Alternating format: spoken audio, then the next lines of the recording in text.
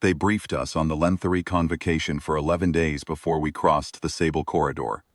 11 days of dossiers, pronunciation guides, dietary advisories, and a 40-page document titled Protocol for Tier Assessment Proceedings that someone in the Foreign Liaison Directorate had clearly spent a great time on, and that nobody aboard the Carden read past page 6. I read to page 9. I am the executive officer. It is my job to suffer these things slightly longer than anyone else. The convocation had been running first contacts for roughly 400 years. In that time, they had encountered 61 spacefaring species, classified all 61 according to their tier system, and opened formal dialogue with 53 of them. The remaining 8 had been logged as Tier 0. A designation that, according to the glossary appended to the dossier, indicated a species not yet sufficiently developed for productive exchange. Tier 0 was, diplomatically speaking, a light way of saying, the convocation had decided you did not yet count. 4 of the 8 Tier 0 species had subsequently been absorbed into convocation member states through what the dossier called integration process. The dossier did not elaborate on what those processes involved. I noted that and kept reading.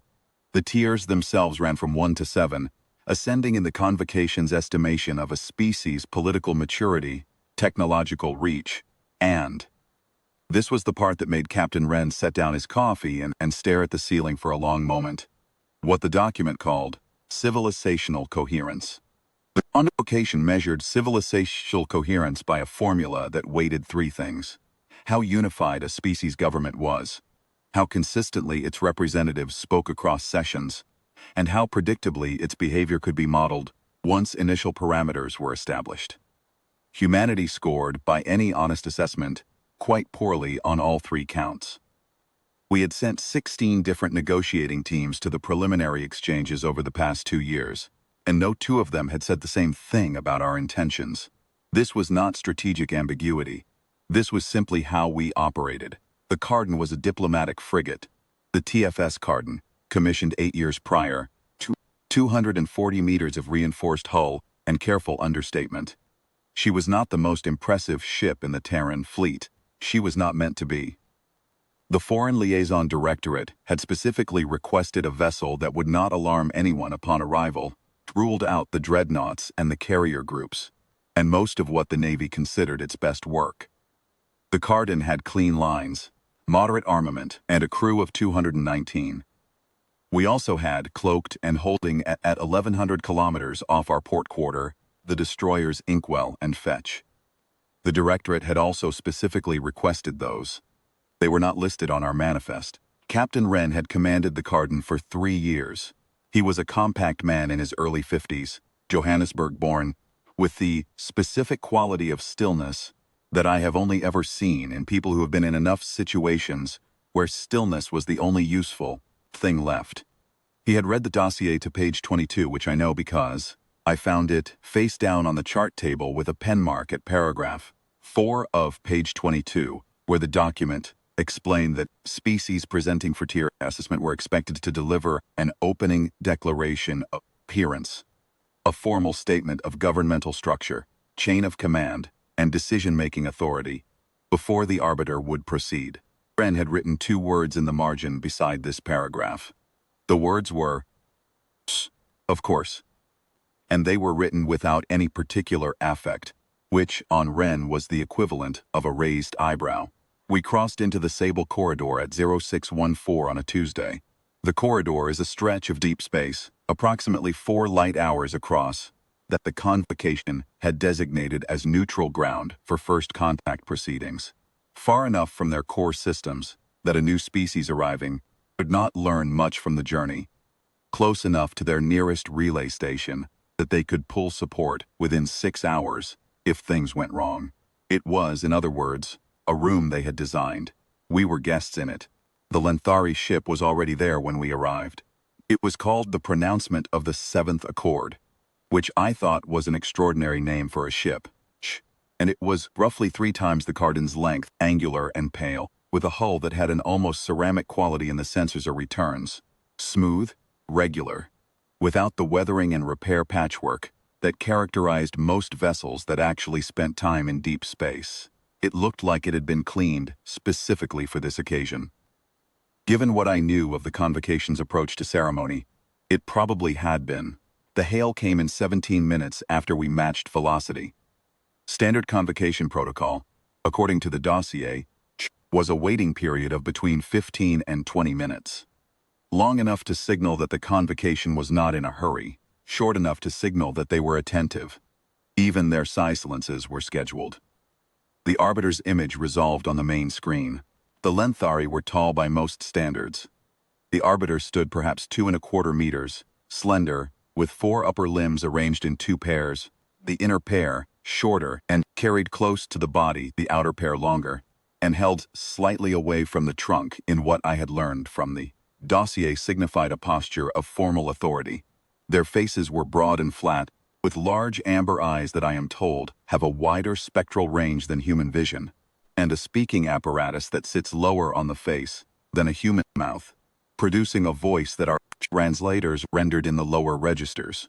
The arbiter wore robes of deep blue with silver marking at the collar and cuffs that indicated, per the dossier, Senior Classification Authority, I am Arbiter Saravan of the Lenthari Convocation. The translation came, measured and precise. You are received in the Sable Corridor for the purpose of first contact assessment. We acknowledge your vessel's designation and the designation of your species as provided in preliminary correspondence. We proceed according to the protocols of the 7th Accord. You will please deliver your opening declaration of coherence. Ren was standing at the center of the bridge. He had dressed in his formal uniform, dark gray, with the Terran diplomatic braid at the shoulder, the small gold bar of his rank. He looked, I thought, like someone who had arrived at an appointment he had agreed to attend but had not necessarily agreed to take entirely seriously. That was not quite right. He took it seriously. He simply did not take it on its own terms. Arbiter Saravan, he said. I'm Captain Daniel Wren, commanding TFS Carden, representing the Terran government in this proceeding. Thank you for receiving us. Pause. The arbiter's outer limbs moved slightly, adjustment of posture, not distress, the dossier would have said. We acknowledge, Captain Wren. Your opening declaration of coherence, please. Govern your statement by the structure provided in our preliminary documentation. Wren glanced at me, for guidance, just the glance of a man who wants a witness. We received your preliminary documentation, he said. I want to be straightforward with you, Arbiter, because I think it will save us both time in the long run. We're prepared to talk, prepared to be assessed. Beside, at the secondary console, Lieutenant Commander Farah Obi, our chief diplomatic liaison, who had actually read all 40 pages and several additional volumes besides, made a sound that was not quite a word, put my hand briefly on her forearm. She subsided. The arbiter was still. The Lenthari stillness was different from Wren's. Wren's stillness was chosen. The arbiter's stillness in this moment had the quality of a system that had received an input it did not have a handler for. Captain Wren, the arbiter said after a moment, the opening declaration of coherence is not optional. It is the foundation of the assessment process. Without it, we cannot determine your species tier placement, and without tier placement, we cannot establish the parameters for dialogue. This is the protocol. I understand that, Wren said. What I'm asking you to consider is whether the protocol accounts for a species that can't coherently deliver what you're asking for. Clarify. Our government structure, Wren said, is roughly this. We have a primary legislative body with elected representatives from 190, 3-member nations. Each nation has its own government. Many of those governments disagree with each other. Some of them disagree with the central body. Our military command reports to us a civilian oversight committee that changes composition every 4 years, sometimes more often. Our decision-making authority is, and I'm being precise here, distributed, contested, and subject to revision. I can speak for the Terran government on the matters I've been authorized to speak on. I cannot tell you that what I say today will not be amended, debated, reversed, or quietly ignored by some portion of our political structure before we get home. That's not a failure of our coherence. That's how we work. The arbiter was 4 seconds. On a Lenthari, 4 seconds of silence in a formal proceeding was the equivalent of a long pause even by human standards. You are describing, the arbiter said carefully, a condition of systemic incoherence. We describe it as democracy, Wren said. Among other things, I watched the two junior members of the Lenthari delegation. They stood behind the arbiter, visible at the edge of the screen, exchange a look. The Lenthari exchanged looks differently than humans do. It was a coordinated shift of the outer limbs, and a particular angle of the head that I had been told indicated the rapid processing of unexpected information. They both did it simultaneously, and then they both looked back at the arbiter. Captain Wren, the arbiter said, the convocation has conducted 61 first contact assessments. In all cases, the presenting species has been able to identify a governing authority, a chain of command, and a set of positions for which that authority could be held accountable. You are suggesting your species cannot provide this. I'm suggesting the picture is more complicated than your form allows for, Wren said. I'm also suggesting that if you're going to assess us, you should assess what's actually there, not what the form expects to find. Another pause. The arbiter's outer limbs moved in a slow arc. The dossier identified this as a gesture of deliberation, which meant the arbiter was either genuinely thinking or performing the appearance of genuine thinking. I had been in enough meetings to know the two were not always distinguishable. We will note your statement, the arbiter said. We will proceed with the assessment using the information available. The convocation will assign a provisional tier based on observable criteria, technological level, territorial extent, fleet composition as indicated in your preliminary correspondence, and the character of this exchange. That's your prerogative, Wren said. I'd ask one question first if the protocol allows it. The arbiter paused. Questions from presenting species are addressed in Phase 3 of the assessment following tier assignment. I understand, Wren said. I'd still like to ask it now if you'll permit it. It's relevant to the assessment. Another pause. The outer limbs moved again. Proceed. Wren folded his hands behind his back. It was a posture I had seen take perhaps a dozen times, usually when he was very sure of what he was about to say and very curious about what would happen when he said it. What tier, he said, has the convocation assigned itself? Bridge was quiet. Not the silence of people holding their breath. The silence of people who had heard something and were still processing it. Obies beside me had gone very still. On the screen, the arbiter did not move, neither did the two delegation members behind them. The silence stretched to 3 seconds, then 5, then 8. The convocation, the arbiter said at last, is the body that administers the tier system. It is not subject to tier assessment. I see, Wren said. So the system of measurement is itself unmeasured. The convocation exists outside the parameters of the system because the convocation defines the parameters. Right, Wren said. That's what I thought you'd say. I wanted to hear it stated plainly. He let that sit for a moment. Arbiter, not trying to be difficult. I'm trying to tell you something useful. Any system that classifies everything except the classifier is a system that can tell you a great deal about what it finds, and nothing at all about what it expects. You've been running first contact assessments for 400 years, and in that time, you've learned a lot about 61 species. What you haven't learned is what you look like from the outside. We're the first species that's told you that's a gap. The arbiter's outer limbs moved in a pattern I had not seen before and had no entry for in the dossier. Slow, asymmetric, one limb at a slightly different angle than the other. Behind the arbiter, the two delegation's members had both shifted posture entirely, and one of them had turned partially away from the screen in a way that, even without the dossier's guidance, read clearly as something between agitation and the urgent need to talk to someone. Captain Wren, the arbiter said, this proceeding will be suspended briefly. We request a short recess. Of course, Wren said. We'll be here. The screen went dark. Wren turned from it and walked back to the chart table and picked up his coffee, which had long since gone cold.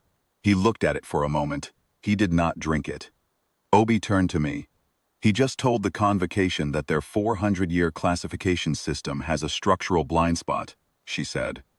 Her voice was precise and careful in the way that it gets when she is choosing between several possible responses and settling on the most restrained one. He asked questions, I said. He asked a question that implies their entire framework is self-referentially incoherent. She paused. Which it is, but we were supposed to get a tier assignment and go home. Were we? Ren said from across the bridge. He had not turned around. He was still looking at the cold coffee. Neither of us answered that. The recess lasted 22 minutes.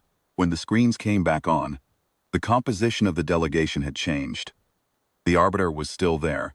Outer limbs now held very precisely in the formal authority posture.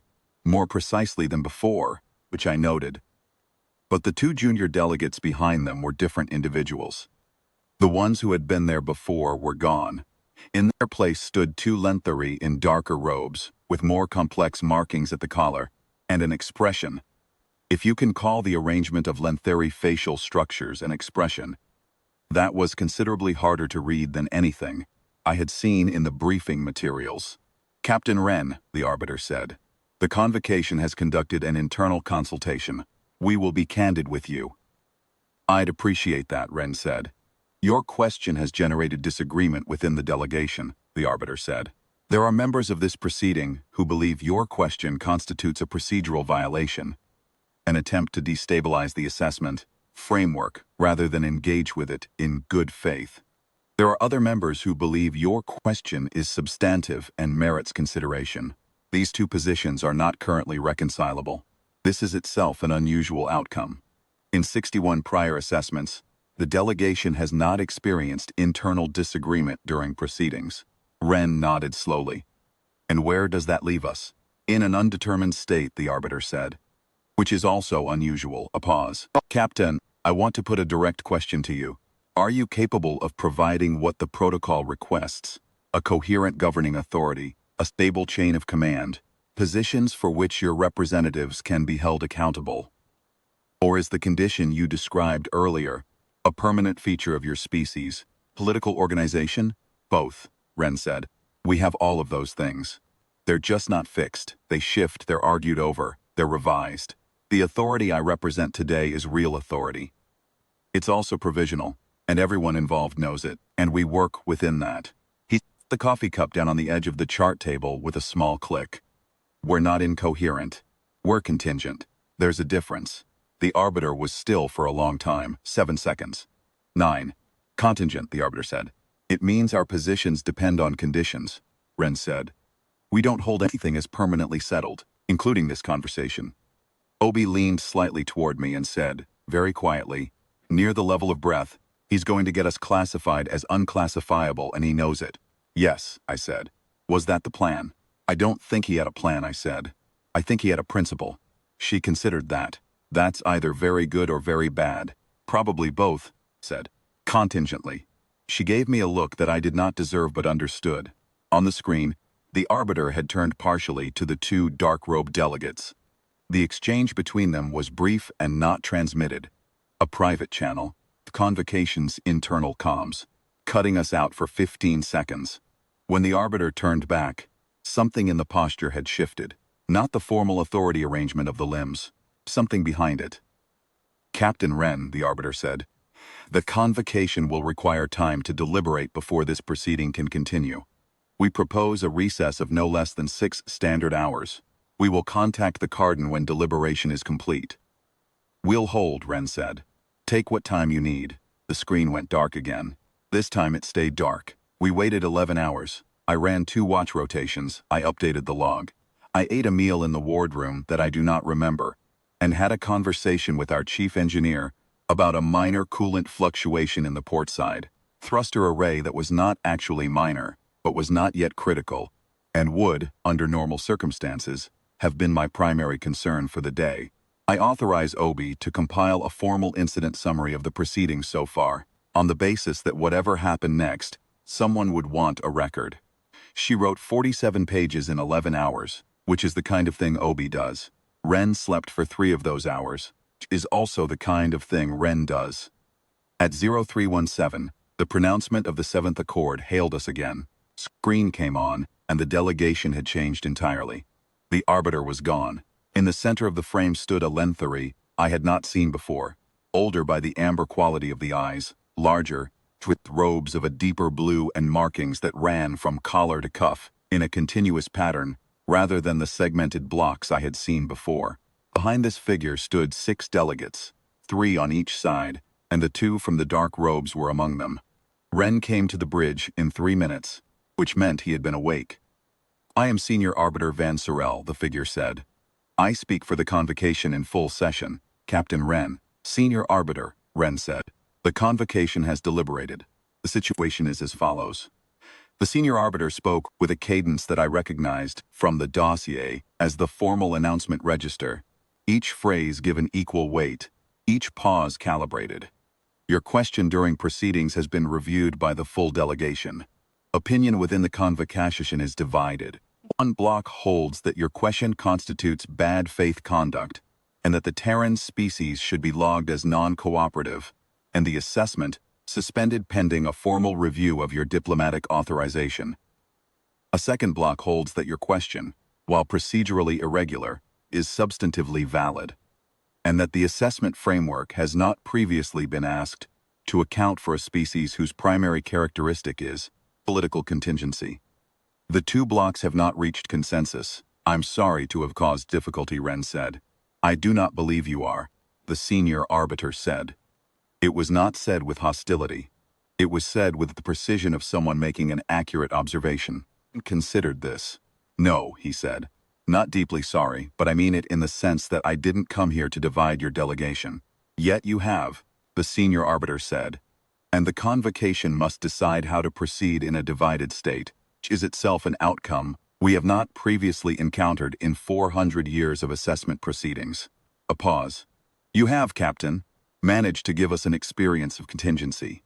Wren was quiet for a moment, and then, to his credit and my mild alarm, he almost smiled. He suppressed it quickly, but I was standing at the right angle and I saw it. "I see," he said. "The convocation will issue the formal record of this proceeding," the Senior Arbiter said. "The Terran species, presented for first contact assessment via the vessel TFS Carden, is logged as unclassifiable under existing tier parameters. This designation is not Tier 0. It does not indicate developmental insufficiency. It indicates that the existing parameters are insufficient to classify the species presented. The convocation's records will reflect this distinction." "We appreciate the distinction," Wren said. "The first block," the Senior Arbiter continued, "will withdraw from direct dialogue pending the review I mentioned. They will not take hostile action. They will not participate in further exchange. The second block will enter limited dialogue with the Terran government on a provisional basis, outside formal assessment protocol, pending the development of new parameters that may or may not be adequate to the task. I lead the second block. I am, in effect, speaking to you now in a capacity the convocation has never formally authorized, because the convocation has never needed to authorize it." Wren looked at the Senior Arbiter for a long moment. "You're improvising," he said. "Yes," the Senior Arbiter said. "We are told this is a characteristic Terran mode of operation." "It has its uses," Wren said, "so we are discovering." The Senior Arbiter's outer limbs moved in a pattern that the dossier would have struggled to categorize. "Captain Wren, I will ask you a question that is not part of any protocol. You are not required to answer it formally. I ask it because I am curious, and curiosity is, I find, not well served by protocol." "Ask," Wren said. "Did you know," the Senior Arbiter said, "when you asked what tier the convocation had assigned itself, did you know what it would do to this proceeding?" Wren thought about this for several seconds. Genuine thought, not performance. "I have worked with this man for 4 years. I know the difference. I knew it was a real question," he said at last. "I didn't know what would happen when I asked it, but I knew it was real." He paused. "We don't generally ask questions we're certain about. The ones we're certain about, we answer ourselves. The ones we ask out loud are the ones we actually want to know." The Senior Arbiter was still for a long time. "The convocation," Van Sorel said slowly, "has spent 400 years asking questions we were certain of. We asked them to confirm what we already knew. We called this assessment." Another pause, longer. "I believe we may need to think about the difference." "That seems worth thinking about," Wren said. We left the Sable Corridor at 1400. The pronouncement of the 7th Accord was still holding position when we made our transit. The Inkwell and the Fetch came out of cloak, and fell into formation on our flanks as we crossed the boundary marker, and our sensor officer, Lieutenant Pack, who had been very quiet for most of the preceding day, noted that the Lenthari vessel's sensor array took us all the way to the edge of their range. Not aggressively, carefully. The way you watch something you haven't finished thinking about. In my formal report to the Foreign Liaison Directorate, I wrote that the proceeding had resulted in an unresolved contact, was technically accurate. I wrote that the convocation had split on the question of how to proceed, that one bloc had suspended dialogue, and one had indicated willingness to continue on an informal basis, and that the Terran delegation should be prepared for the next session to bear little resemblance to anything in the existing protocol documentation. All of this was true. What I did not write in the formal report, and what I am setting down here in my personal log because I think it matters and I think it is the kind of thing that gets smoothed out of official records, is this: 400 years, the Lenthari Convocation had been asking the galaxy to sit down and describe itself in terms the Convocation understood. 61 species had done so, had accepted the categories, had been filed under their tier, and had opened dialogue within a framework that told them from the outset where they stood in the Convocation's estimation. 53 of those dialogues were ongoing. 8 had resulted in Tier 0. The Convocation had learned, from all of this, a very great deal about 61 species, and precisely nothing about itself. We were the 62nd. We arrived with a diplomatic frigate and 2 cloaked destroyers, and a captain who had read the dossier to page 22, and a question that was not on any protocol. We did not arrive with superior firepower. We did not arrive with a fleet that could make the Lenthari reconsider their position by force. We arrived with the straightforward, inarguable, unmanageable fact of what we are. A species that cannot be filed, cannot be made coherent in terms designed by someone else, and is genuinely, practically unable to stop asking questions that the room wasn't ready for. The Convocation called us unclassifiable. I think they meant it as a holding position, a diplomatic courtesy while they worked out what to do with us. I think in time, they will find it is more permanent than that. Not because we are stronger, not because we are smarter, not because we have some quality the galaxy hasn't seen before, but because the category for what we are does not yet exist in any filing system that wasn't built by us, and we are constitutionally, institutionally, democratically incapable of pretending otherwise. Senior Arbiter Van Sorel sent a brief transmission as we crossed out of sensor range. It came through on the standard channel, addressed to Captain Wren personally. It said, "The question you asked will be included in the formal record of this proceeding. It will be the first question from a presenting species included in a formal record in 400 years of assessments. We are still discussing whether this is a precedent or an exception. I believe it may be both, contingently." Wren read it, set it down on the chart table, and went to get coffee. Fresh coffee this time. I watched the sable corridor fall behind us. On the aft display, the pale angular shape of the pronouncement of the 7th Accord growing smaller, against the dark until the sensors lost it. What the galaxy had seen today was not a warship. It was not a fleet. It was not a dreadnought decloaking or a carriery group arriving with enough firepower to rewrite the local political map. It was a 240-meter diplomatic frigate holding very still in a neutral corridor, and a captain who, when asked to present himself in terms someone else had prepared, had simply asked whether those terms were any good. That was all. It was enough. The Convocation would spend a long time, I suspected, trying to decide what to do with a species that couldn't be told where it stood without wanting to know who decided. I didn't envy them the work. I had some experience of the problem. We had been living with it for the entirety of recorded human history, and we hadn't solved it either. We had just gotten used to it.